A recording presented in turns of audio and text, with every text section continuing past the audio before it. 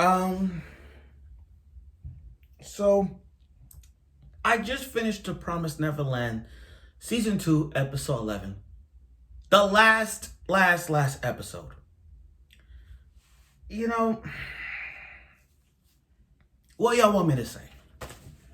What y'all want me to say, guys? Do you guys want me to say the ending was good? Do you guys want me to say the characters are good?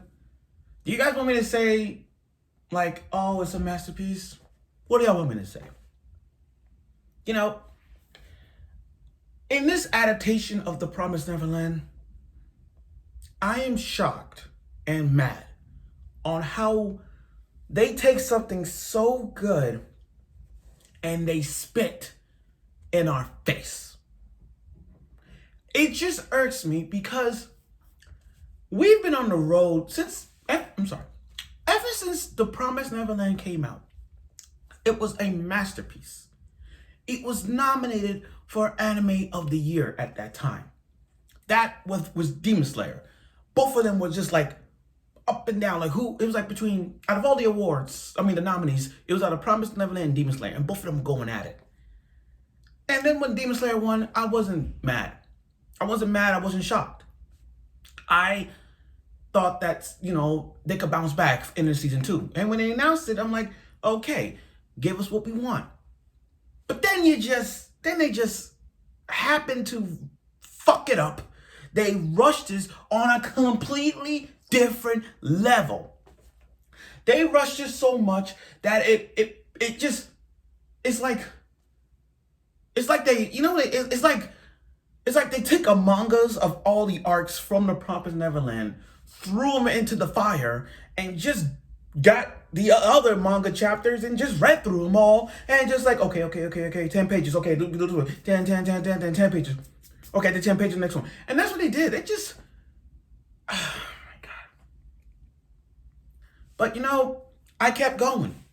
Because for you guys, I don't wanna skip the opportunity to talk about The Promised Neverland. I'm a guy who just kept going. I wanna keep going. I don't wanna skip out on reviews of every episode. I wanted to give you guys my thoughts on every episode that I've watched. It could be bad, it could be good, but still I want to give you guys what I see. So, did The Promised Neverland last episode give us something? Well, I'm gonna be honest. Let's do this in this review of The Promised Neverland, and then I'm gonna give you guys my thoughts on this as well. Let's do it. So we're on the last episode of The Promised Neverland, and I gotta say, the opening and the ending is good. That's all. Now, I'm going to get to the whole dialogue and the whole structure of The Promised Neverland, because, boy, they fucked it up. Now, I know that some of y'all haven't read the manga. Me, I've read it, and I'm not going to spoil any of you. Truth be told, I want to spoil you with this, but I can't. Because there are some people who haven't read it. I'm sure some of your friends haven't read it. I got friends who haven't read it as well. So that's what I'm trying to convince people to read it. But in the anime adaptation of The Promised Neverland, the whole thing kicks off, with Peter's backstory. His backstory as to what he became what he is, because of his brother. I'm not even going into detail because it's like way too fucking rushed. And that's a theme. That's the theme. The theme with The Promise of this season. Rush. That's what it is. It's rush. Everything about this was just a waste of freaking time that I didn't want to. There were moments I wanted to skim through this, but I tried not to. I tried. So again, we got Peter's backstory as to why he did this and that. Okay. Makes a lot of sense. And then, with Isabella. Now, here's the thing. I'm not going to spoil anything, but it would have been sad if, see, I can't say it because some of you haven't read it, but still, the way how they made Peter die, it could have been better. It could have been better. And then, out of all this, they got to the entrance to the human world. Everybody left. Phil left with Isabella and the others. And then Emma, Ray, Norman, and the others, they stayed. They want to make it right for the demons. I'm just going to keep it short and simple with that statement right there. And Phil, Phil is that character, a side character that everybody likes.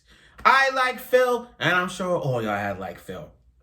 Plus, I like Phil at the end. He got a growth spurt. Like, he's really got a growth spurt. Really interesting.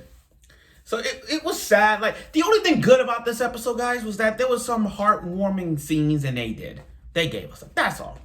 And then when Isabel and the others went to the human world, which she shouldn't, they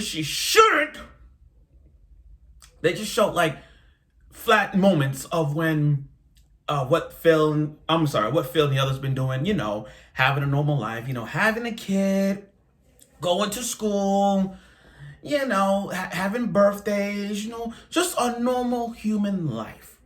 As for Emma and the others, they met other people. And I think those kids that they met was from the Goldy Pond arc. And I swear to God, if they make a season 3 with them going back to Goldy Pond, I don't know what is, but I don't think it's going to be a season 3, the way how they rushed the hell out of this.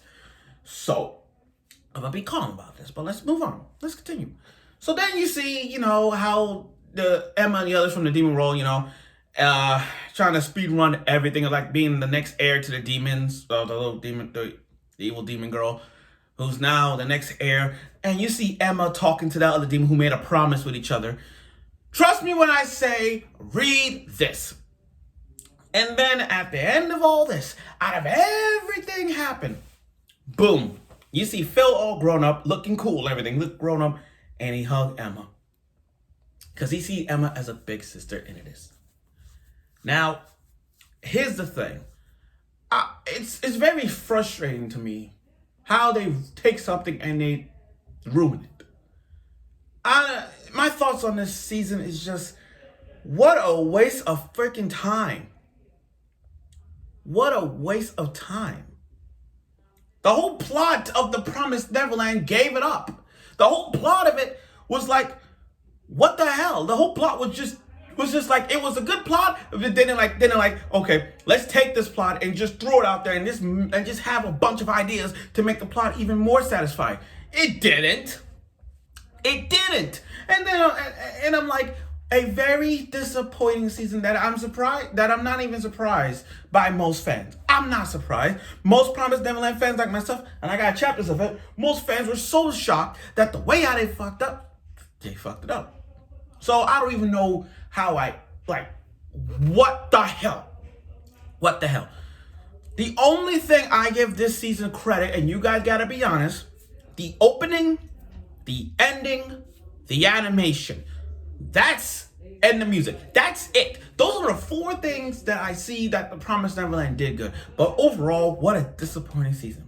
And on a scale of 1 to 10, as much as I want to be on, as much as I want to be fair, I can't be fair in this season.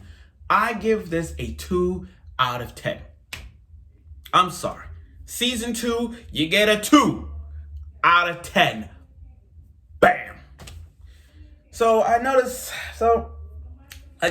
video would have been long, but it's just why?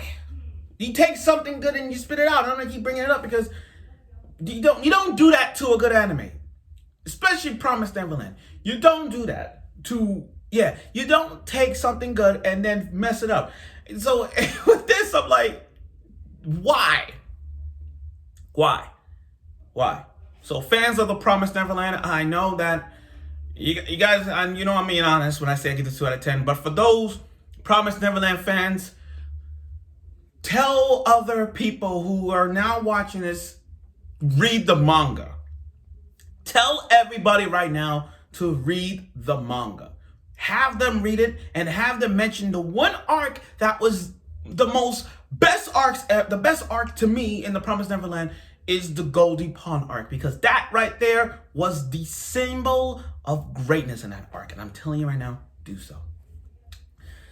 But again, big disappointing. Thank God it ended. So there you have it. So I look forward for other shows that's coming out.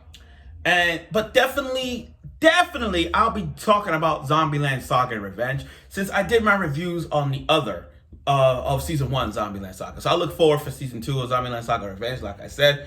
I'll also be streaming tomorrow. Can't give you a time, probably like 3 or 4 o'clock. I'll be doing some kind of activities, you know, like do Kiss, Marry, Kill, or Passive Smash, or or would you rather things to do tomorrow just for on an anime basis. So I will give you guys on that one. But again, thank you for this ride of the Promised Neverland. Thank you. And again, 11, you gave us a heartwarming moments, but it wasn't enough. A 2 out of 10. So like I said, thank you for watching my journey towards season 2, and I look forward for upcoming shows that's coming out of spring. And if there's any show you guys want me to do a review on, any animes for the spring, let me know, and I'll give it a first episode try and give you all a feedback. Thank you for watching.